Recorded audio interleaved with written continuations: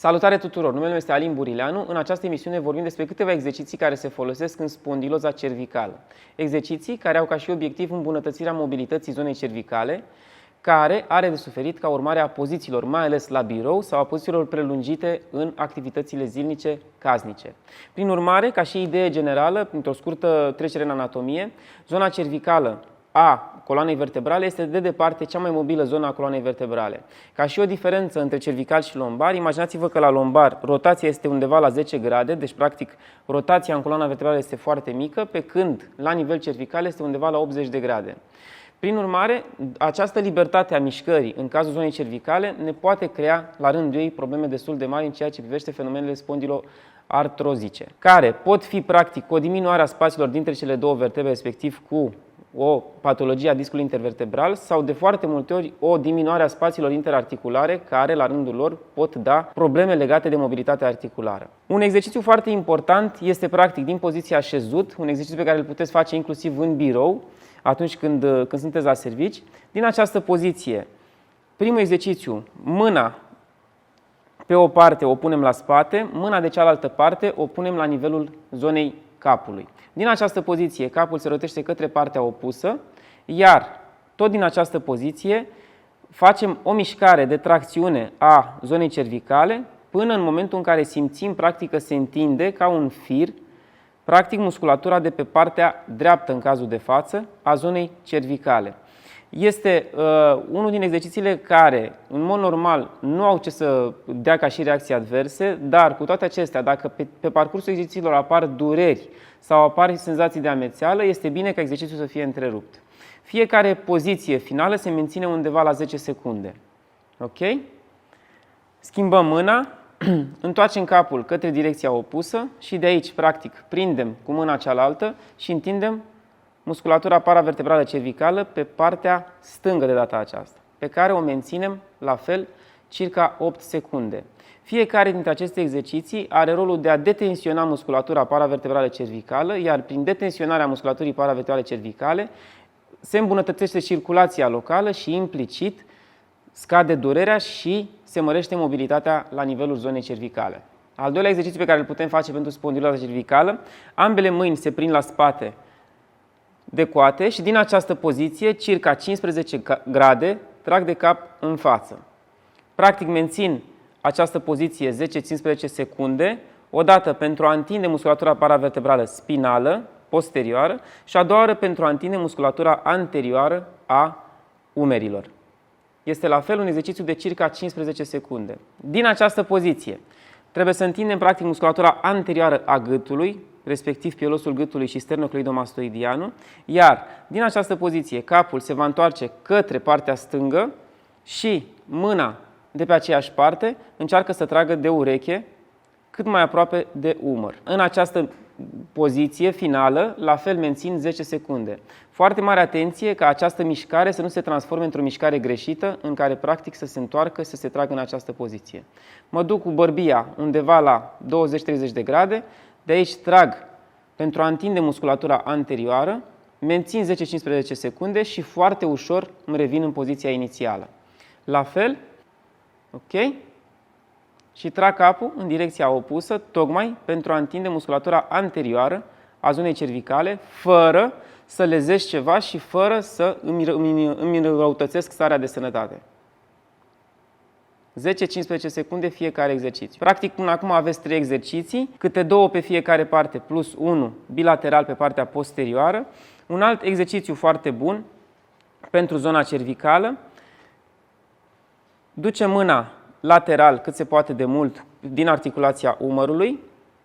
De aici trag de palmă cât pot de mult în sus, o orientez în partea posterioară, practic cu degetele merg undeva la ora 3. De aici mențin puțin mai în spate umărul și tot așa, din această poziție, trag în partea opusă cât pot de mult de cap, tocmai pentru a pune în tensiune inclusiv plexul brachial și inclusiv nervii care pleacă pe mână. Practic, în poziția finală, ar trebui să simțiți exact ca o ață sau ca un curent care merge până undeva în vârful degetelor. Același lucru și pe partea opusă. Și tragem. Perfect. Ok. Și trag ușor în jos. umărul puțin mai în spate și mențin 10-15 secunde. Practic toate mișcările, vedeți că sunt foarte statice, pentru că de cele mai multe ori reacțiile adverse în spondiloza cervicală apar pe mișcări bruște. Prin urmare, în tot ceea ce înseamnă exercițiile pentru spondiloza cervicală, ar trebui să fie exerciții destul de lente și exerciții care să țină cont de fiecare dintre dumneavoastră, pentru că poate la foarte mulți anumite exerciții vă fac foarte rău și vă înrăutățesc situația. Recomandarea generală este ca un exercițiu care vă dă o reacție adversă să fie întrerupt și, bineînțeles, schimbat. Bun, după care începem exercițiile un pic mai dinamice, în care coatele sunt menținute la nivelul acesta și din această poziție, cu umerii puțin mai jos, încerc să merg cât pot de mult în rotație cu bărbia, pe care o mențin în poziția aceasta câteva secunde, vin în poziția inițială și de aici mă duc pe partea stângă, unde la fel mențin câteva secunde. Acest tip de exercițiu îl puteți face de cele mai multe ori câte 8 pe fiecare parte. Ok? Mențin câteva secunde și mențin câteva secunde. Ok? Următoarele exerciții pe care să le facem ar trebui să le faceți în poziție ortostatică, respectiv în picioare.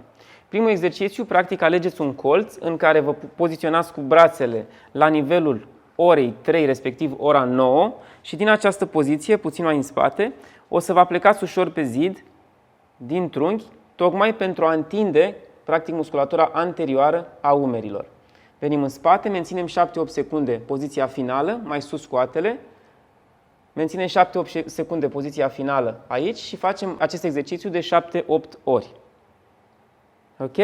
Stop!